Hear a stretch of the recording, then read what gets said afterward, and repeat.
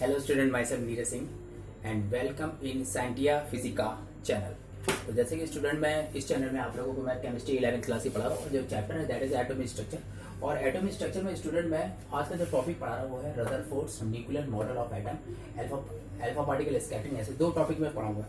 देखिए स्टूडेंट, जब इलेक्ट्रॉन की और प्रोटॉन की जब डिस्कवरी हो चुकी थी तो उसके बाद टॉमसन पहले थे जिन्होंने कि एटम के मॉडल के बारे में बताया। उन्होंने बिल्कुल प्लम पुडिंग वाला मॉडल वाला दिया था। उन्होंने ये बताया था कि जो पॉजिटिव चार्ज होता है एटम को सबसे पहले उन्होंने सॉलिड बोला था, जे टॉमसन ने। तो उनके मॉडल के हिसाब से एटम बिल्कुल सॉलिड होता है और उसका पूरा जो पॉजिटिव चार्ज है वो इवेनली पूरे वॉल्यूम में डिस्ट्रीब्यूट रहता है और उसमें नेगेटिव चार्ज जो इलेक्ट्रॉन है तो उसमें एम्बेडेड रहते हैं, लाइक जैसे कि प्लम होते हैं पुडिंग के अंदर एम्बेडेड रहते हैं। तो ये कॉन्सेप्ट ये था। तो यानी कि उनके टॉमसन के अकॉर्डिंग एटम इज सॉलिड, लेकिन रदरफोर्ड ने फिर अपना अल्फा पार्टिकल स्कैटरिंग एक्सपेरिमेंट करके जो है बिल्कुल क्लियर इन्होंने इसका एटम का मॉडल है इनको क्लियर होता है। तो ये बात है स्टूडेंट 1911 की, आर्नेस्ट रदरफोर्ड। और इनके दो स्टूडेंट थे, उनका नाम था गाइगर एंड मार्सडेन। ये स्टूडेंट थे, इनके असिस्टेंट भी थे और इनके स्टूडेंट थे।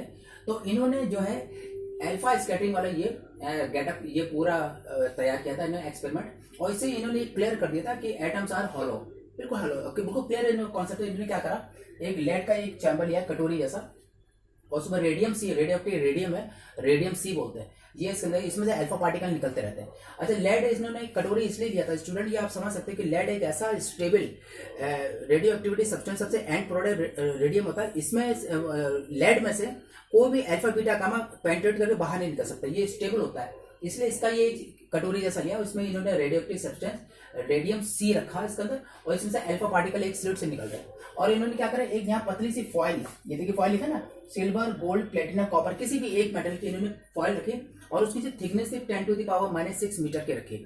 अब ये फॉइल आप समझ गए एटम की बनी तो बहुत महीन से, जैसे आप लोग जानते हैं मिठाई में जो चांदी की बर्फ लग रहता है उसको फॉइल बोलते हैं। तो ये लगाया और इसके चारों तरफ एक जिंक सल्फाइड की स्क्रीन बना रखी। जिंक सल्फाइड स्टूडेंट इन्होंने इसलिए लिया कि जिंक सल्फाइड की स्क्रीन में क्वालिटी होती है, जब उसमें कोई चार्ज पार्टिकल स्ट्राइक करता है तो उसमें चमक पैदा होती है, ब्रिलियंसी होती है, मतलब स्पार्किंग जैसी होती है। तो ये लोग क्लियर डिटेक्ट करने के लिए कि इसमें कोई चार्ज पार्टिकल टकरा रहे हैं, इन्होंने बिल्कुल राउंड फिगर में लगा के और इसमें अल्फा पार्टिकल बम्बार्डिंग कराई। तो जब अल्फा पार्टिकल बम्बार्डिंग करने लगे सिल्वर या गोल्ड या प्लेटिनम या कॉपर किसी की फॉइल में, तो उन्होंने देखा कि 90% पार्टिकल बिल्कुल सीधे चले गए, 90% बिल्कुल सीधे चले गए। तो रदरफोर्ड ने ये बोला कि जब टॉमसन कह रहे हैं कि एटम्स आर सॉलिड, तो रदरफोर्ड ने इस एक्सपेरिमेंट से ये प्रूफ किया कि अगर एटम सॉलिड है तो भैया वो पेनिट्रेट करके सीधे कैसे निकल गए, मतलब आखिर ये सारे अल्फा पार्टिकल आगे पेनिट्रेट करके बाहर कैसे निकले। इसका मतलब एटम्स आर 100% हॉलो। उन्होंने कहा कि एटम जब टोटल हॉलो होता है बिल्कुल 90% उसका स्पेस खाली रहता है। और उन्होंने इस तरह से इसको समझाया कि आप जानते हैं ये फॉइल जो है, ये जो सिल्वर गोल्ड इनके बनी इसका एटम है, तो इसमें जब अल्फा पार्टिकल पास आते हैं तो आप जानते हैं कि अल्फा पार्टिकल आप देख रहे हैं जैसे पॉजिटिव चार्ज है ना। और पॉजिटिव चार्ज आप लोग जानते हैं कूलॉम के हिसाब से कूलॉम फोर्स क्या होता है, जब दो पॉजिटिव चार्ज को लाइक चार्जेस को पास आते हैं तो उनमें रिपल्शन फोर्स वर्क करता है। तो जैसे अल्फा पार्टिकल इनके पास आता है तो जो अल्फा पार्टिकल जितना ज्यादा पास होगा उसमें डिफ्लेक्शन देखिए आप सबसे ज्यादा होगा, ये देख रहे हैं। तो जो सबसे ज्यादा अल्फा पार्टिकल न्यूक्लियस के पास पहुंचते हैं, क्योंकि ये पूरा एटम है कॉपर और सिल्वर का, तो गोल्ड सिल्वर का ये पूरा एटम है, इसके जो न्यूक्लियस से जितना अल्फा पार्टिकल पास होते हैं तो अल्फा का प्लस और न्यूक्लियस प्लस इन दोनों में जो रिपल्शन फोर्स काम करता है तो ये डेविएट हो जाते हैं। देखिए डिफ्लेक्शन हो रहा है आपको दिख रहा है और देखिए एक एंगल भी बन रहा है थीटा। तो ये डेविएशन हो, तो ये जब जैसे आप देख रहे हैं पार्टिकल 1 2 3 4 ये 5 दिखाएगा, तो 5 नंबर आप देखिए कितने ढेर सारे हैं, यानी ज्यादातर तो सीधे निकल, क्योंकि एटम अंदर से बिल्कुल खोखला है और सारा मास और चार्ज केवल सेंटर में होता है, न्यूक्लियस जिसे बोलते हैं। तो 90% तो सीधे निकल गए, बाकी डिफ्लेक्शन हुआ है। और डिफ्लेक्शन के भी नंबर का एक फॉर्मूला होता है स्टूडेंट, ये फॉर्मूला है 1/sin⁴ θ/2 ये होता है, या n = k 1/sin⁴ θ/2, k यहाँ पे एक कांस्टेंट है, या n1/n2 = sin⁴ θ2/2 sin⁴ θ1/2। देखिए ध्यान रखिए स्टूडेंट, ये वो फॉर्मूला है जिसे हम नंबर ऑफ डिफ्लेक्टेड जो भी हैं, जैसे कि सपोज कि जैसे कि ये वाला पार्टिकल है इसका एंगल कितना थीटा, तो इस पॉइंट में कितने चार्ज पार्टिकल डिफ्लेक्ट हुए तो उनका नंबर निकालने के लिए मैंने फॉर्मूला दिया। तो थीटा यहाँ रख देंगे और थीटा रखो उसको डिवाइडेड बाय 2, तो जैसे ये n प्रोपोर्शनल टू 1/sin⁴ θ/2 रख दिया, तो उस तरह से ये थीटा आप यहाँ देख रहे हैं। तो यहाँ अप्लाई करके हम नंबर ऑफ डिफ्लेक्टेड पार्टिकल्स को पता कर सकते हैं। तो ये गिगर माइटो, और एक चीज ये ध्यान रखें, कभी भी अल्फा पार्टिकल न्यूक्लियस से कोलाइड नहीं करते।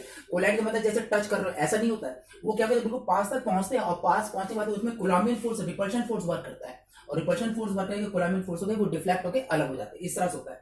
तो इसमें आप देख रहे हो 1 2 3, आप देख रहे हो बैक जाने वाले जो ये 1 नंबर और 2 नंबर, इनका डिफ्लेक्शन जो है अल्फा पार्टिकल जो है, मतलब इनका बहुत कम चांस है, लेकिन सबसे ज्यादा नंबर किसके है, 5 नंबर के।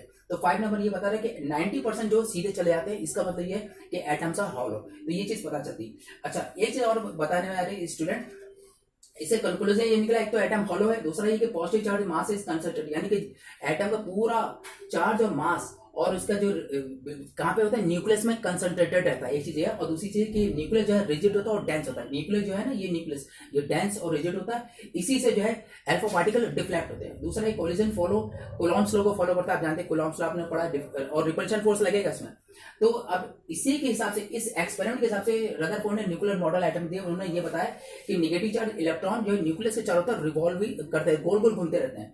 न्यूट्रल एटम होता है, और जितने इलेक्ट्रॉन होंगे, जितने पॉजिटिव चार्ज होते हैं ही हमारे इलेक्ट्रॉन भी होंगे। इलेक्ट्रॉन पॉजिटिव के नंबर वो बराबर होता है, क्योंकि इलेक्ट्रॉन में नेगेटिव होता है, प्रोटॉन में पॉजिटिव होता है, तो इसलिए ओवरऑल एटम न्यूट्रल होता है। एक पॉइंट बताया। दूसरा ये बताया कि न्यूक्लियस का साइज 10⁻⁻15 मीटर का होता है, देखिए कितना छोटा है, और एटम का साइज 10⁻10 मीटर का होता है, तो लगभग 1 लाख मीटर का इसमें डायमीटर का फर्क है।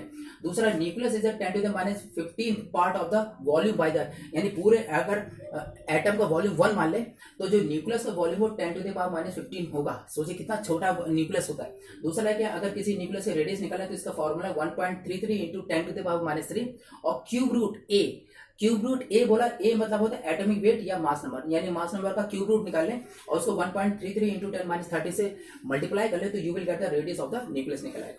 और ये जो मॉडल बनाया इसी हिसाब से, तो उन्होंने ये क्लियर कर दिया रदरफोर्ड ने। रदरफोर्ड का मॉडल प्लैनेटरी मॉडल पे था, कि उन्होंने बताया कि सेंटर में जो है न्यूक्लियस होता है, पॉजिटिव चार्ज वाला प्रोटॉन वाला, और उसके चारों तरफ नेगेटिव चार्ज इलेक्ट्रॉन उसके चारों तरफ रिवॉल्विंग करते हैं, मतलब ऑर्बिट में उसके मतलब चारों तरफ घूमते रहते हैं। ऑर्बिट वर्ड तो उन्होंने यूज नहीं किया था, उन्होंने बस ये था कि इलेक्ट्रॉन गोल गोल सर्कुलर पाथ में घूमते रहते हैं न्यूक्लियस के चारों तरफ, और ये उन्होंने मॉडल जो दिया, इसी को बोलते हैं Rutherford nuclear model of atom.